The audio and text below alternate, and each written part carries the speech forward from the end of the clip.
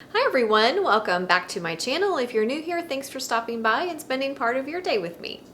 So today we are doing a video in collaboration with Jenny Go from Jenny's Scratch Made Kitchen. For the month of October, she has asked a number of us to collaborate with her to do some crockpot recipes for you. So I will leave in the description box below a list of all the people all of the channels who are participating. And we all have some delicious recipes coming your way using our crockpot. We're calling it Crocktober for the month of October. So it's a really fun collaboration to do, and hopefully it'll give you some new and fun recipes for your crockpot. The other thing I wanted to mention is she is doing a giveaway November 3rd at 3 p.m. Mountain Standard Time, so make sure you tune in for that as well. So for my part in this collaboration, I wanted to bring you not only a crockpot recipe, but a fall-inspired crockpot recipe. We're going to be cooking up one of my favorite things to do in the slow cooker, and that is going to be a pork roast. So we're going to be making a delicious pork roast that's going to be cooked in apple cider, some ginger ale. The ginger ale helps to tenderize it, adds obviously a little bit of spicy flavor in the background. We're going to be using some delicious warm spices like cinnamon and nutmeg, cloves, all of the ginger, ground ginger, all those warm spices. We're also going to be making a delicious apple butter barbecue sauce to go with it. So yummy. And then I'm going to show you, after I show you how to put together and cook it, make your sauce. The pork roast is delicious on its own, or you can kick it up a notch with the barbecue sauce, of course, but there's lots of delicious ways to use it. You can make pulled pork nachos. I would top them with smoked Gouda. Smoked Gouda is a fantastic cheese that pairs really well with the pulled pork and those warm appley spices. You could stuff it in a baked sweet potato. I'm going to demonstrate that today. I'm going to stuff a baked sweet potato with the pulled pork, and then I'm going to top it with some smoked Gouda on top of that. You could use it to make pulled pork tacos. You could use it to top macaroni and cheese. If you've never made smoked Gouda macaroni and cheese, I highly encourage you to give it a try and to put this on top of it. Fantastic. So lots of delicious ways to use it. Of course, you can make the traditional pulled pork, barbecue pulled pork sandwich with it, with a little bit of fall flair to it.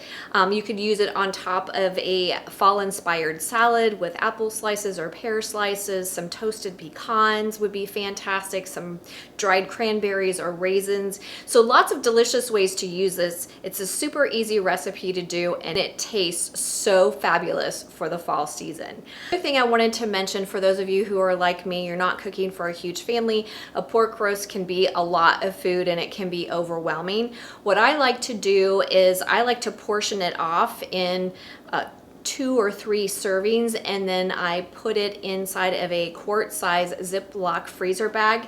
And you can freeze them flat. You fit a lot in your freezer that way. When you're in the mood for pulled pork, just pull one out of your freezer, let it defrost, and then you have 2 to 3 delicious servings of pulled pork that you can heat up really quickly to make a quick meal. So enough talk. I'm going to bring you in close and we're going to get started. Okay guys, I have my pork roast that I have tried to remove as much excess fat as possible. That's up to you if you want to do that or not. So we're going to make kind of a quasi rub. If you want to make this a true rub, you can add all of your dry ingredients, massage it into the meat if you want to. I have found this method works just as well for me. All right, so we are going to start with 3 tablespoons of brown sugar. I did lightly pack it. To that, we are going to add 3 tablespoons of seasoned salt. I want 2 teaspoons of ground cinnamon. All of this is to taste, of course, but this is a good place to start. I have a fair amount of meat. My roast is about 8 pounds. I couldn't find one any smaller, so this recipe will be accurate for about 6 to 8 pounds of meat. So 2 teaspoons of cinnamon. We need about a half a teaspoon or so of ground ginger. We want about a 1/4 teaspoon of ground cloves and a 1/4 teaspoon of nutmeg. You could also use apple pie spice if you wanted to, a couple teaspoons of apple pie spice if you'd prefer that instead. We're also going to add 2 teaspoons of chili powder.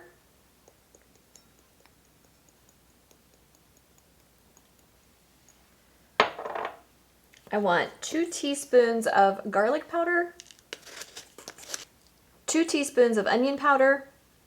If you do not want to use the dried spices for the onion and the garlic, you could use a couple of cloves of fresh garlic and a large thinly sliced fresh onion.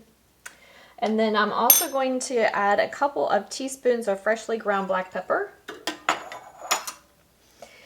To that, I'm going to add 1 tablespoon of liquid smoke, approximately. And we're going to mix that all together. I'm going to add a tablespoon or so of my apple cider just to make this kind of like a glaze consistency. It doesn't have to be super runny, just a little bit wet. And then I pour that onto my meat like that. Doing it this way just helps to get all your spices and stuff all mixed together. And then I just spread that across the top of my meat. And then we're going to add 2 cups of apple cider.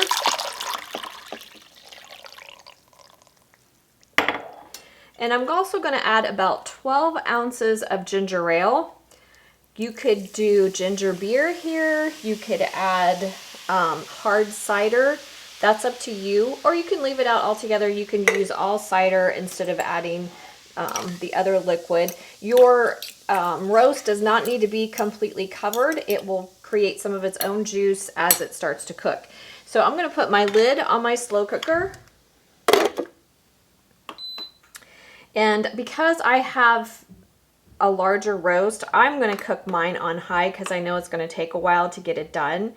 If you prefer, if you have a smaller roast, you can cook yours on medium or low for about 8 hours, 8 to 10 hours. It's just going to depend on how fast your slow cooker cooks and how much meat you have. So we're going to get that started, get that going, and I'll bring you back in a bit. Okay guys, so my roast has been cooking for about 10 hours. Like I said, mine was about 8 pounds.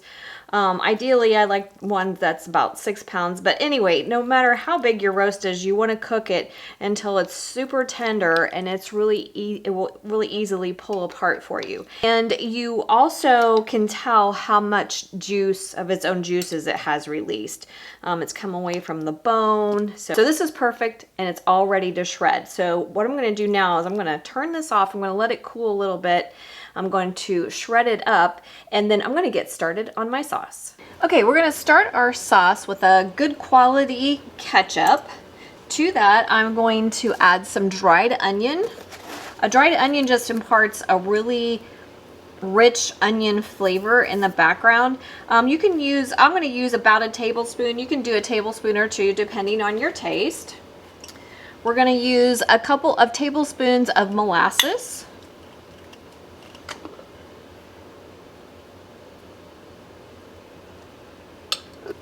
One teaspoon of dried mustard,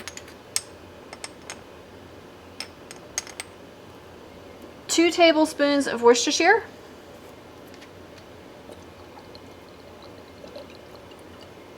2 tablespoons of apple cider vinegar, 1/3 cup of lightly packed brown sugar, a teaspoon or 2 of liquid smoke. For a little bit of heat, I'm going to add some ground black pepper, about a couple of teaspoons, depending on how much heat you want. So a teaspoon or 2 of black pepper, and then the star of our sauce is we're going to add about 1/4 cup of apple butter. And of course, I'm using my homemade apple butter.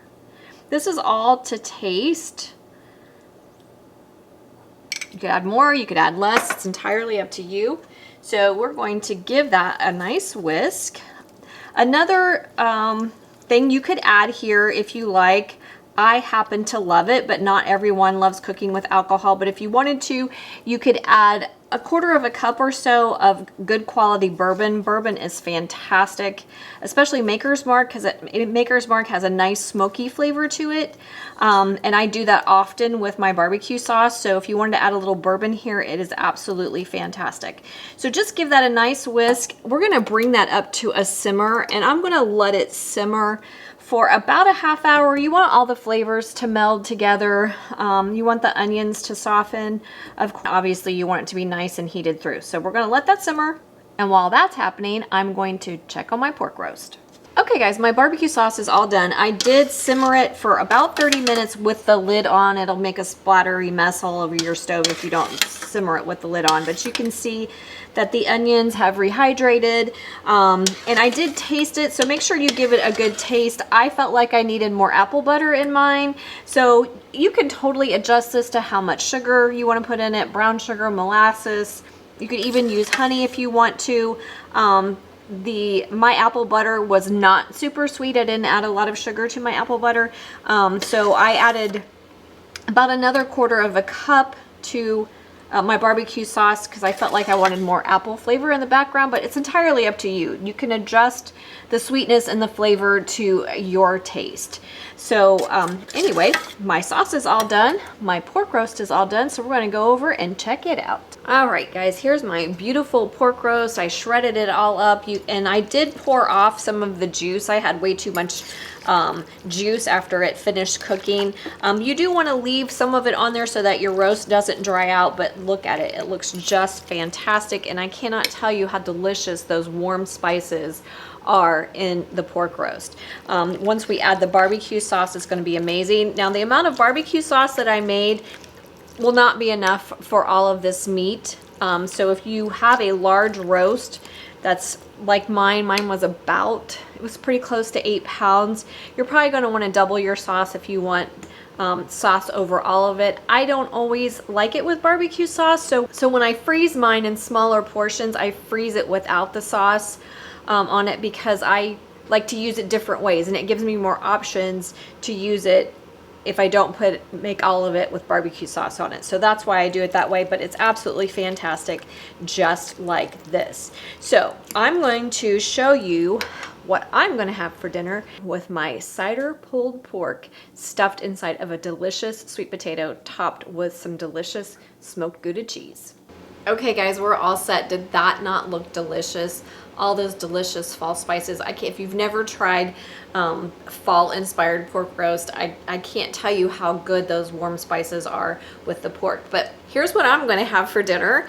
I just baked a sweet potato, and then I topped it with some of the barbecue pulled apple cider pulled pork, and then topped it with some smoked Gouda cheese. The smoked Gouda is just amazing with the barbecue.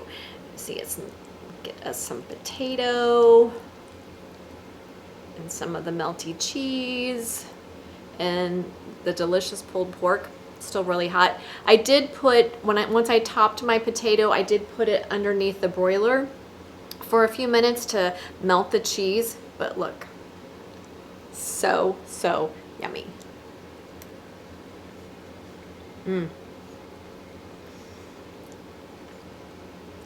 The delicious sweet potato with the seasonings that are in the barbecue sauce and the spices from the pulled pork. So delicious. They work really well together. Healthy, easy, and delicious meal. I hope you'll give it a try. For those of you who are single or you're just cooking for a couple, like I said, I was going to show you how I portion mine off. I just use the quart-sized freezer bags. I write on them what is in them, and then I store them flat, so you can store quite a few in your freezer, and it's just 1 or 2 servings that you can pull out really quickly, defrost, heat up, and you have a delicious home-cooked meal ready in just a few minutes. So I hope you'll use that little tip for those of you who are not cooking for a large family. Anyway, thank you so much for coming along with me today. Thank you, Jenny, for inviting me to be a part of this Crocktober collaboration. I appreciate it so very much. I appreciate all of you for supporting my channel, and I will see you next time. Have a fantastic day.